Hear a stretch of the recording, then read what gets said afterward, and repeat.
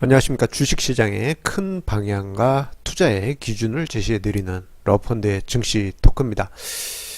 저의 증시 토크는 2012년 8월이었던가요? 그때부터 매일 글쓰기를 시작을 하면서요. 제 블로그와 여러 이제 칼럼 기고하는 곳에 글을 매일같이 올리고 있고요.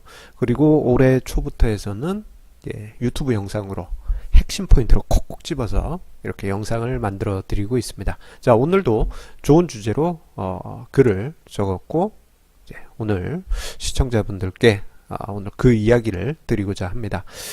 자, 오늘 아침부터 깜짝 놀랄 만한 그러한 뉴스가 있었습니다. 바로 한국 증시 입장에서 매우 큰 의미를 가질 수 있는 남북 평화의 의미, 트럼프 대통령에 의해서 또 하나가 나오게 됐습니다. 자, 갑자기 이게 무슨 말이냐? 아침에 제가 일어났더니요, 좀 깜짝 놀랄 만한 그러한 뉴스가 있었습니다. 자, 그것은 바로, 트럼프 대통령의 발언에서 나왔는데요. 아베 총리하고 지금 그 정상회담 중이었는데, 그때 이제 기자회견 하면서 남북 간의 종전 협상을 진행 중이다라고 트럼프 대통령이 얘기를 했습니다. 그러면서 이에 대해서 진심으로 축복한다. 이렇게 발언을 트럼프 대통령께서 요즘 농담삼아 사람들이 이야기하죠. 트럼프 황상께서 말씀을 하셨습니다. 자, 특히 이제 트럼프 대통령이 이렇게 말한 게 큰 의미를 가지는 게요. 지금 우리나라는 휴전 국가지 않습니까? 60년 넘게 귀따갑게 이제 들은 이야기인데요. 그 휴전 협정을 할 때 우리나라가 빠져 있었어요. 미국, 중국, 그리고 북한. 미국은 이제 유엔군이 대표로 해서 서명을 했죠. 우리나라는 뭐 그때 이승만 대통령이 북진 통일한다고 끝까지 얘기하면서 서명에 빠졌다라는 그런 그 이야기도 있습니다. 어쨌거나 거기에 이제 한국이 빠져 있다 보니까 미국이 이렇게 종전 협상에 대해서 긍정적으로 이야기하는 것은 아주 큰 의미를 가지고 있습니다. 사인의 주체가 우리가 아니고 미국에 있기 때문입니다. 자, 근데 여기서 그친 게 아니고요. 미국의 폼페이오 국무장관 지명자가 비밀리에 북한의 김정은을 만나고 왔다고 합니다. 깜짝 놀랐어요. 아침에는 뭐 트럼프 대통령이 뭐 남북의 종전 협상 축하한다 뭐 요 정도는 뭐 의례상 할 수 있는 이야기일 텐데 폼페이오 국무장관 지명자가 갔다 왔다라는 것은 실제 요 시나리오가 현실로 진행되고 있다라는 것을 암시하고 있기 때문입니다. 자, 그렇다면 우리가 여기서 이제 주식시장 이야기로 와서 생각을 해보겠습니다.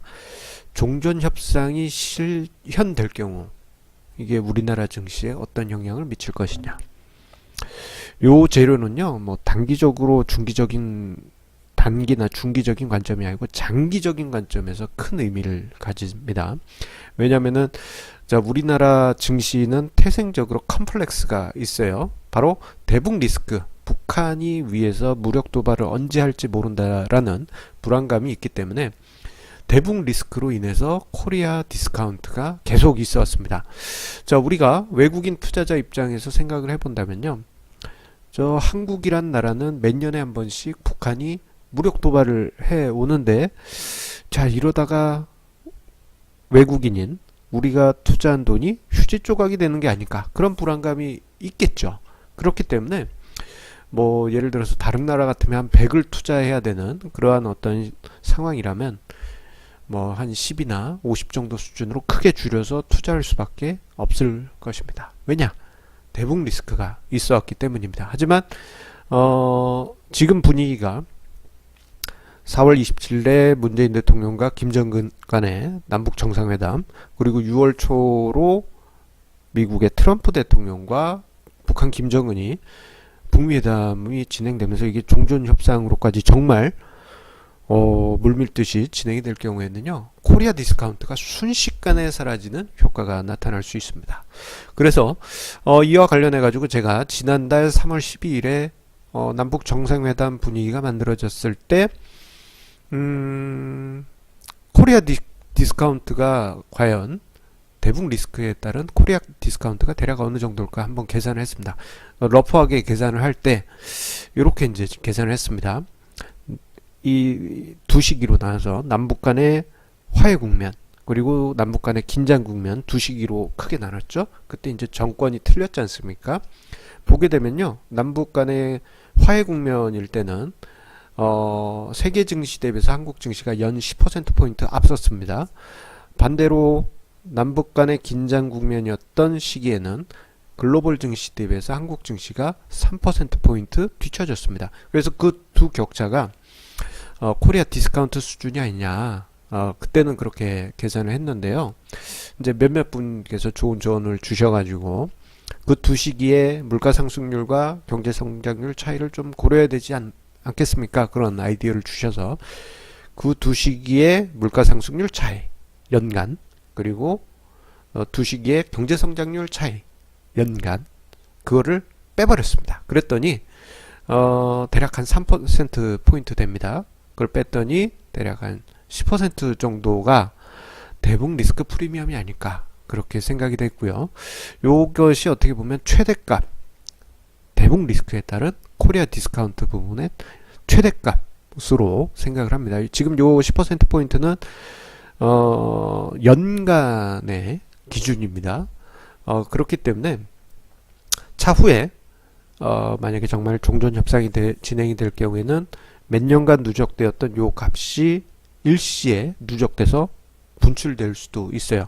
그렇다면 좀 이게 너무 큰 값일 수도 있습니다. 이 10%포인트는 높은 값일 수도 있기 때문에 좀 보수적인 수치를 생각을 해보면요. 적어도 남북 간의 긴장 국면으로 인해서 우리나라 증시가 세계 증시 대비 뒤처졌던 남북 긴장 국면 때 3%포인트였지 않습니까? 그 정도 수준이 아마 최저 수준의 대북 리스크 프리미엄이 아닐까 생각을 해볼 수 있습니다. 그렇다면 코리아 디스카운트는 연 3 내지 10% 정도 수준으로 대략적으로 추정을 해볼 수 있겠고요. 요게 이제 4월 27일에 남북 정상회담 그리고 6월에 북미 회담 등으로 이어지면서 정말 남북 간의 화해 모드가 조성이 될 경우에는요,